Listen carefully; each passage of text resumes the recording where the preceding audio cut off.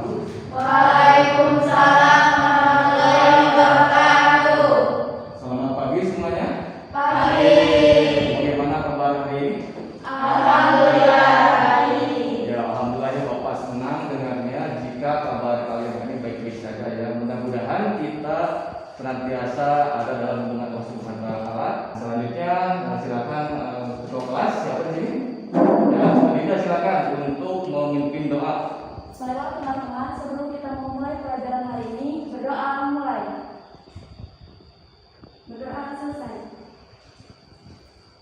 Ya, alhamdulillah sudah berdoa. Mudah-mudahan setelah kita berdoa itu mendapatkan keberkahan ya dari Allah Subhanahu wa taala. Nah, selanjutnya kita untuk meningkatkan rasa cinta tanah air dan juga meningkatkan rasa nasionalisme kita terhadap bangsa Indonesia, kita wajib menyanyikan salah satu lagu nasional ya. Siapa? Ayo maju, maju, tiga. Pancasila, akulah pendukungmu. Patriot proklamasi, sedia berkorban untukmu.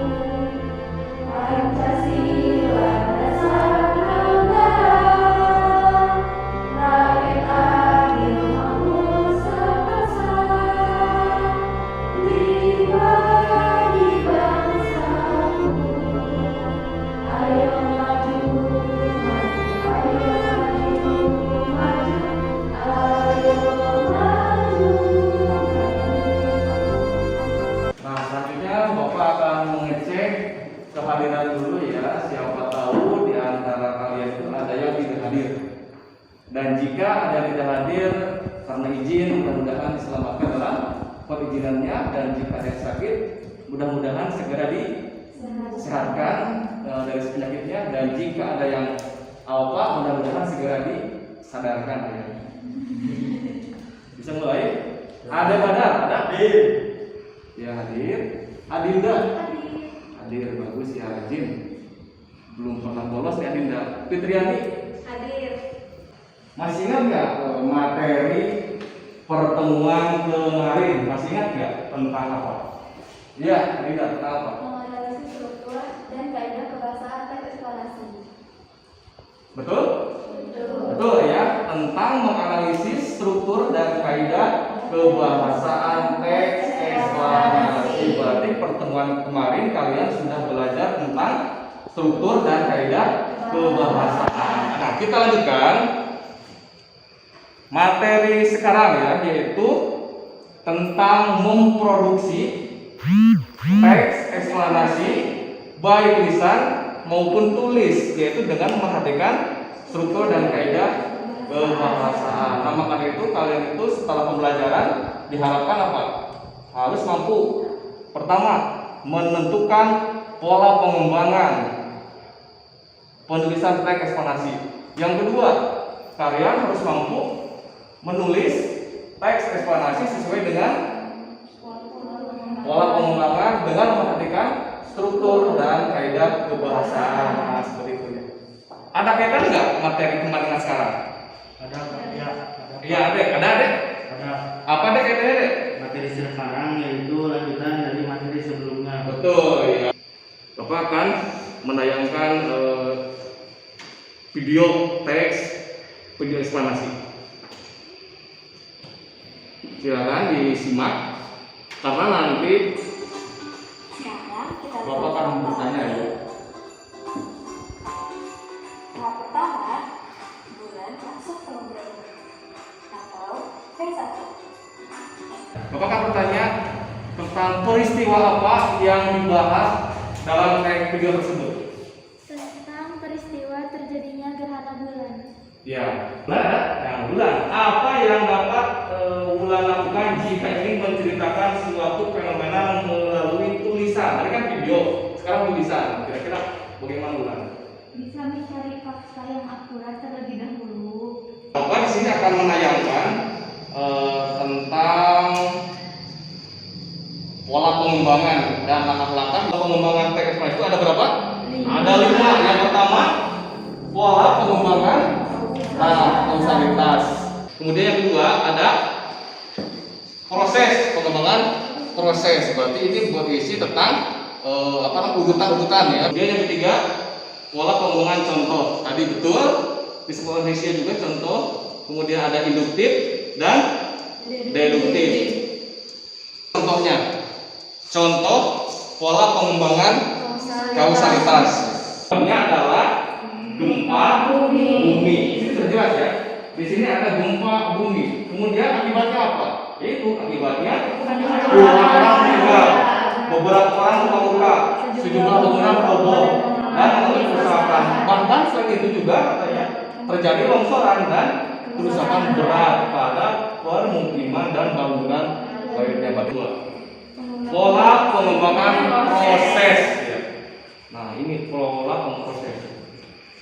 Sesuai istilah yang digunakan pada pola pengembangan proses adalah pola dalam teks eksplanasi yang menjelaskan suatu proses terjadinya sesuatu ataupun peristiwa. Oleh sebab itu, teks ini tersusun dari beberapa kalimat yang sifatnya runtut. Nah, dari sini pun sudah terlihat ya prosesnya. Ada keempat, ada kelima, ada keenam, 7. Nah, pola pengembangan contoh ya.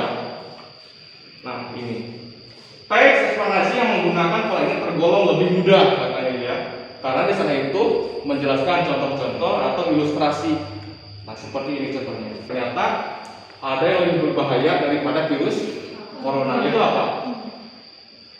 Yaitu seseorang yang kehilangan pekerjaan. Yang keempat, pola pengembangan induktif. Dari kata induktif pun sudah terlihat ya.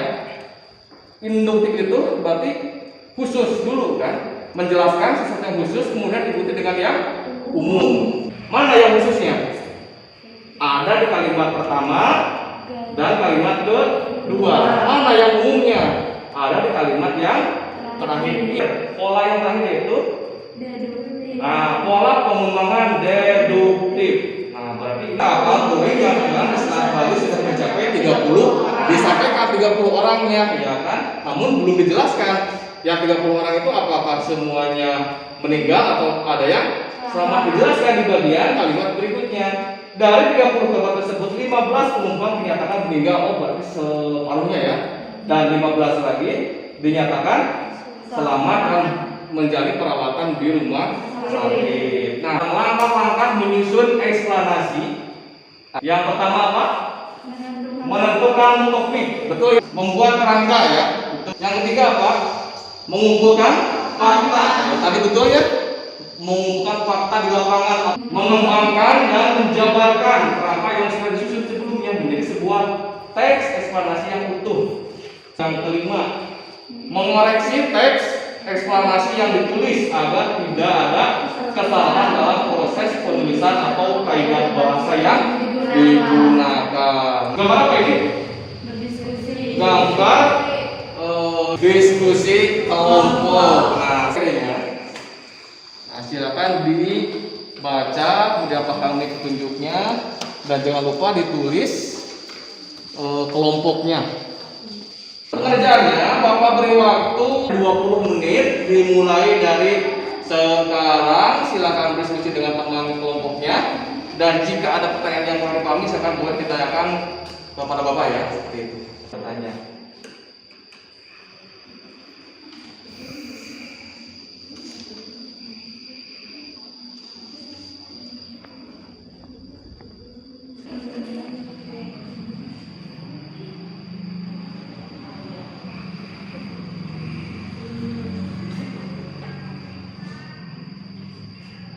Presentasi hasil diskusi dari setiap kelompok ya. Kelompok siapa dulu?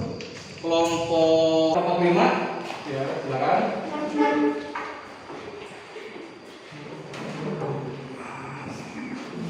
Tinggal kelompok lagi ya, kelompok 5.